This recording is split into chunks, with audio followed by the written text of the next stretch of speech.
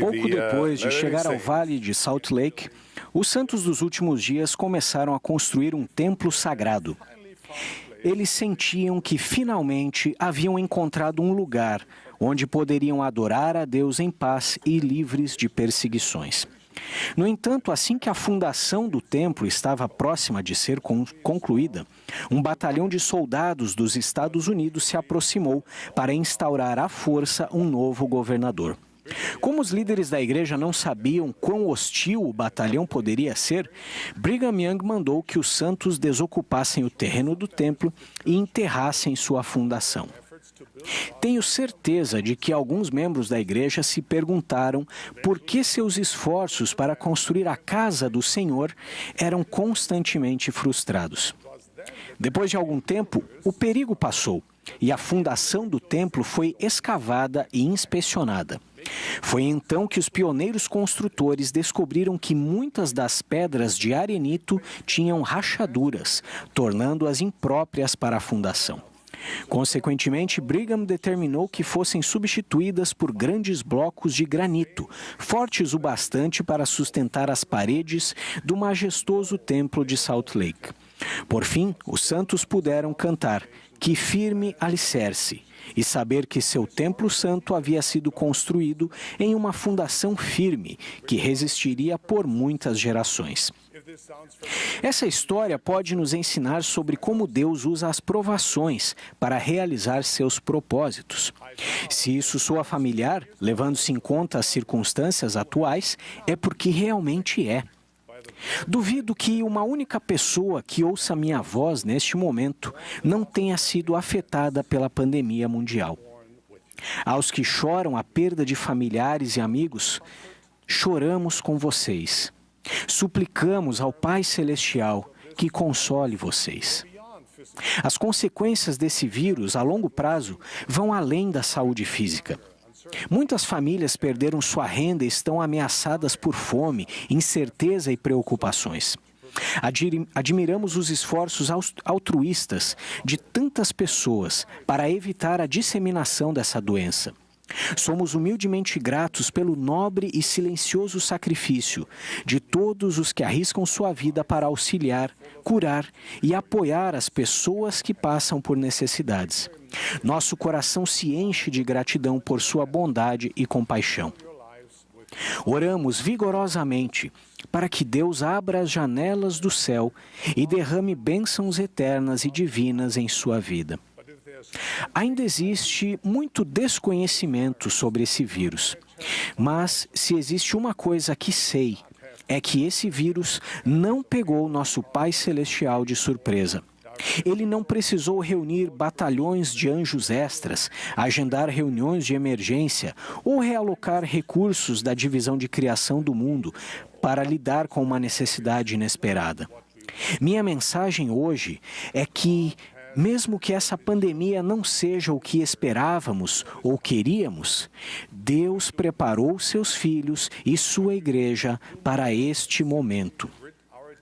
Sim, vamos sobreviver. Vamos, no entanto, fazer mais do que apenas ranger os dentes, aguentar firme e esperar que tudo passe e voltemos para o antigo normal. Vamos seguir em frente e, como consequência, vamos ser melhores. De certa maneira, somos sementes, e para que as sementes atinjam seu potencial, elas precisam ser enterradas antes de poder germinar. É meu testemunho que, mesmo às vezes nos sentindo soterrados pelas provações da vida ou cercados por escuridão emocional, o amor de Deus e as bênçãos do Evangelho restaurado de Jesus Cristo vão fazer com que algo inimaginável aconteça. Em cada dispensação, as pessoas têm enfrentado épocas de provações e dificuldades. Enoque e seu povo viveram em uma época de iniquidade, guerras e derramamento de sangue. Mas o Senhor veio habitar com seu povo.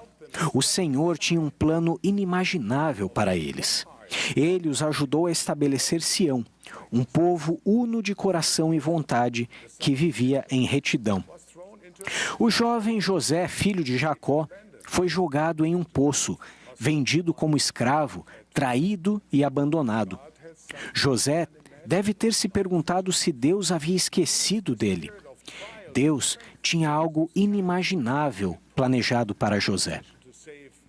Ele usou o período de provações de José para fortalecer seu caráter e colocá-lo em uma posição em que pudesse salvar sua família. Pense em Joseph Smith, o profeta, enquanto estava preso na cadeia de Liberty, como ele suplicou por alívio para o sofrimento dos santos. Ele deve ter se perguntado como Sião poderia ser estabelecida em circunstâncias como aquelas. O Senhor, no entanto, concedeu paz a ele e a gloriosa revelação que trouxe paz aos santos e continua a trazer paz a mim e a você. Quantas vezes os santos, no início da Igreja de Jesus Cristo dos Santos dos últimos dias, se desesperaram e se perguntaram se Deus havia esquecido deles. Mas, em meio às perseguições, perigos e ameaças de extermínio, o Senhor, Deus de Israel, tinha outros planos em mente para seu pequeno rebanho, algo inimaginável.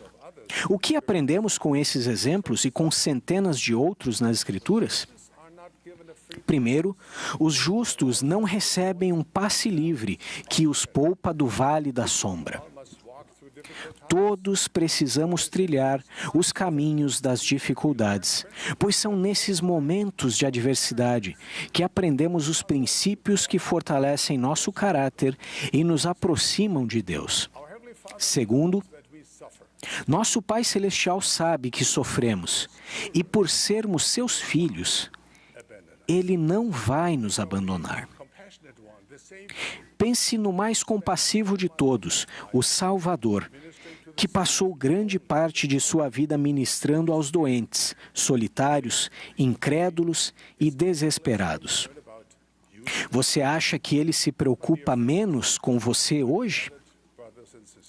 Meus queridos amigos, amados irmãos e irmãs, Deus vai cuidar de vocês e orientá-los durante esses períodos de incerteza e medo. Ele os conhece, ouve suas súplicas. Ele é fiel e confiável e cumprirá suas promessas. Deus tem algo inimaginável planejado para você individualmente e para a igreja coletivamente. Uma obra maravilhosa e um assombro. Nossos melhores dias ainda não aconteceram, mas estão por vir. É por isso que Deus nos dá revelações modernas. Sem revelação, a vida seria como voar em um circuito de espera, aguardando a neblina passar para aterrissarmos em segurança. Os propósitos do Senhor para nós são muito mais elevados do que isso. Por esta ser a igreja do Cristo vivo, e por ele dirigir seus profetas, seguimos em frente e progredimos para lugares onde nunca estivemos e para altitudes que jamais imaginamos. Contudo, isso não significa que não enfrentaremos turbulência em nosso voo mortal. Não significa que não teremos falhas instrumentais inesperadas, falhas mecânicas e sérios desafios climáticos. Na verdade, as coisas podem piorar antes de melhorar. Como piloto de caça e comandante em uma linha aérea, aprendi que mesmo não podendo escolher as adversidades com as quais me depararia durante um voo, eu podia escolher como me preparar e como reagir. O que é necessário em momentos de crise é ter calma e estar com a cabeça no lugar. E como fazemos isso? Enfrentamos os fatos e retomamos o que é fundamental, os princípios básicos do Evangelho, o que mais importa. Você fortalece seu comportamento religioso pessoal, como a oração, o estudo das Escrituras e a obediência aos mandamentos de Deus. Toma decisões com base nas melhores práticas comprovadas. Concentra-se nas coisas que consegue fazer e não nas que não consegue. Você reúne sua fé e ouve a palavra de orientação do Senhor e de seus profetas para guiá-lo rumo à segurança. Lembre-se, esta é a Igreja de Jesus Cristo e Ele está ao leme. Pense nos muitos avanços inspirados que aconteceram apenas na última década. Vou mencionar apenas alguns. O sacramento foi reenfatizado como ponto central da adoração no Dia do Senhor. O currículo Vem e Segue-me foi apresentado como uma ferramenta centralizada no lar e apoiada pela Igreja para fortalecer indivíduos e famílias. Começamos a ministrar a todos de uma maneira mais elevada e sagrada. O uso da tecnologia para compartilhar o Evangelho e para fazer o trabalho do Senhor tem sido propagado pela Igreja. Até mesmo as sessões da Conferência Geral não aconteceriam sem as maravilhosas ferramentas da tecnologia. Irmãos e irmãs, com Cristo ao leme, o futuro não será apenas bom, será inimaginável.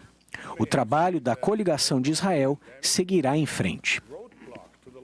A princípio, pode ter parecido que uma pandemia mundial seria um obstáculo para o trabalho do Senhor.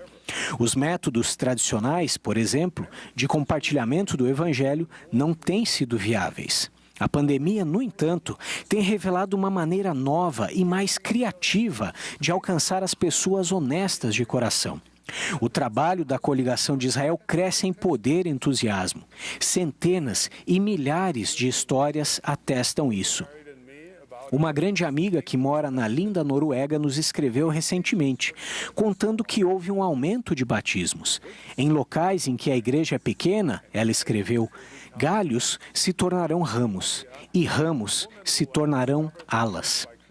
Na Letônia, uma mulher que descobriu a igreja ao clicar em um anúncio da internet ficou tão empolgada em aprender o Evangelho de Jesus Cristo que chegou ao seu compromisso 1 hora antes.